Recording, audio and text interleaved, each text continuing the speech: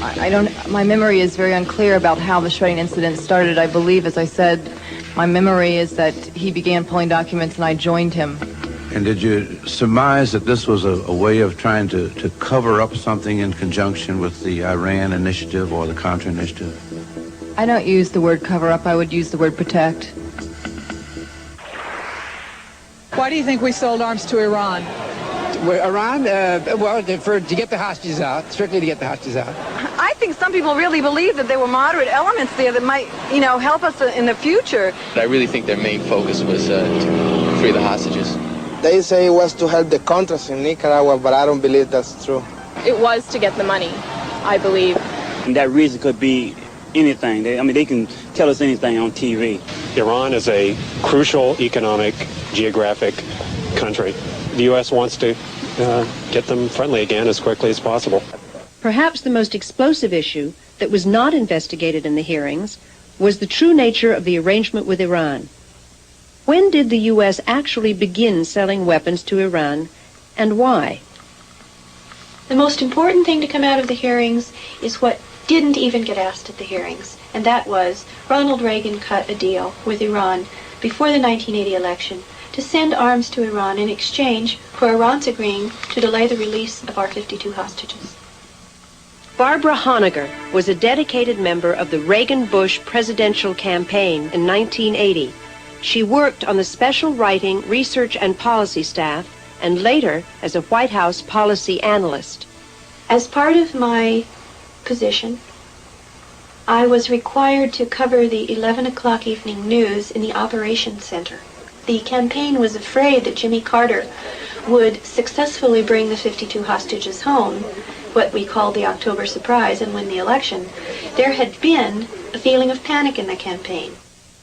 The 56 hostages taken captive at the U.S. Embassy in Iran in 1979 became a major issue in Jimmy Carter's campaign for re-election to a second term as president.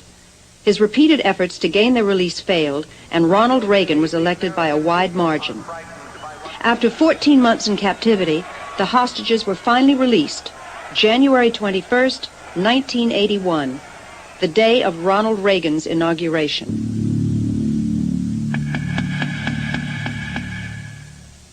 Now working as a private investigator, Barbara Honegger has researched the hostage question carefully.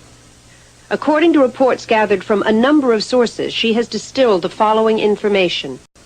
There were 2 meetings that we know of for certain to date that happened, one in Washington, D.C., and one in Paris, France, before the 1980 election in October of 1980, where George Bush, then vice presidential candidate, Richard Allen, who became Reagan's first national security advisor, Donald Gregg, who became Bush's national security advisor and still is, passed millions of dollars to the Iranians to delay the release of our 52 hostages an additional 76 days.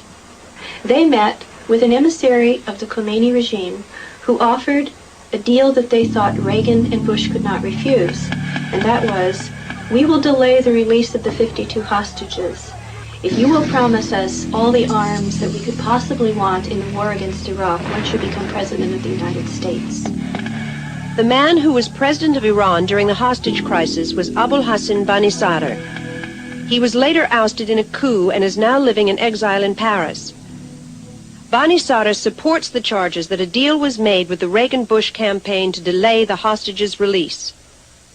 In a recent interview, he confirms that the Paris meeting took place and states that George Bush was specifically identified as being at the meeting by Iranian intelligence reports. Also identified were Monikar Ghorbanifar and Albert Hakim, who later emerged as key middlemen in the Iran-Contra scandal. As evidence of this agreement, Bani Sadr has made documents available showing written orders for shipment of American parts and weapons to Iran through an Israeli-owned company. And in fact, we now know that those arms began flowing in late February, early March of 1981, not as the White House would have you believe in 1985.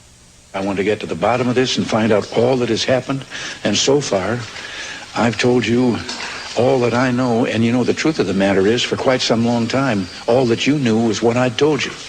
The bottom line is that the Iran-Contra Committee and the Walsh investigation, because their mandates only take us back to 1984, in and of themselves are a cover-up.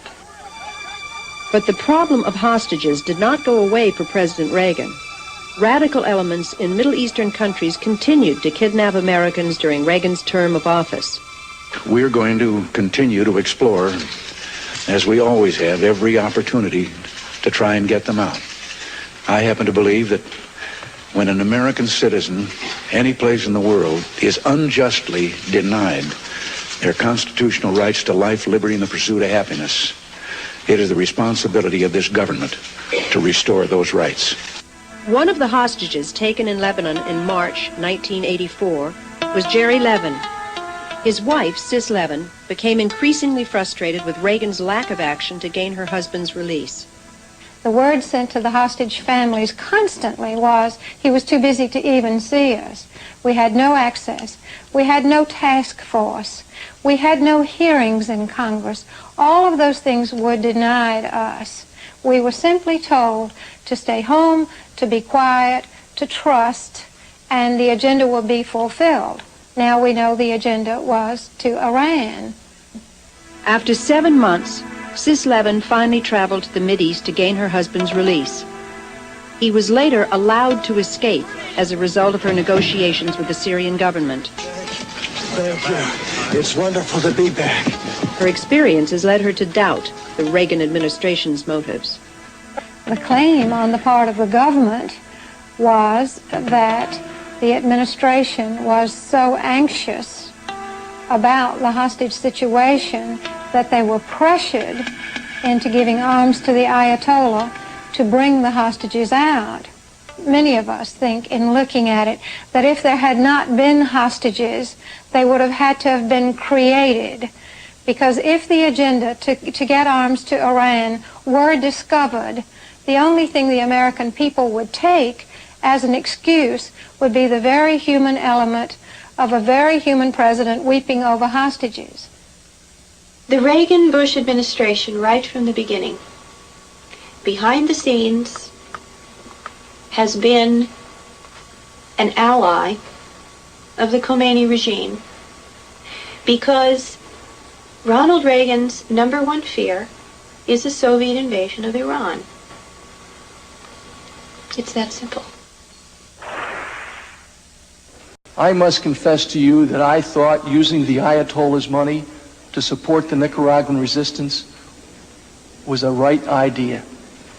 I was not the only one who was enthusiastic about this idea. Director Casey referred to it as the ultimate irony, the ultimate covert operation. There was a lot of talk during the hearings about covert operations, national security, the necessity of secrecy in conducting foreign policy. But some experts claim that covert action does not work in the interest of the U.S. national security, nor does it create a more stable world. To think of the democratic governments that have been overthrown in the last 30 years by military coups is almost like giving a capsule history of CIA covert operations in the last 30 years. I mean, there was the overthrow of Prime Minister Mossadegh in Iran in 1953. There was the overthrow of Arbenz in Guatemala in 1954. There was the overthrow of the Brazilian government in 1964. There was the overthrow of the Ghana government in 1966. A lot of the governments I just mentioned got into trouble with the international oil companies because they tried to assert their national prerogatives over their own resources. Time after time, the CIA has come in on behalf of those multinational companies.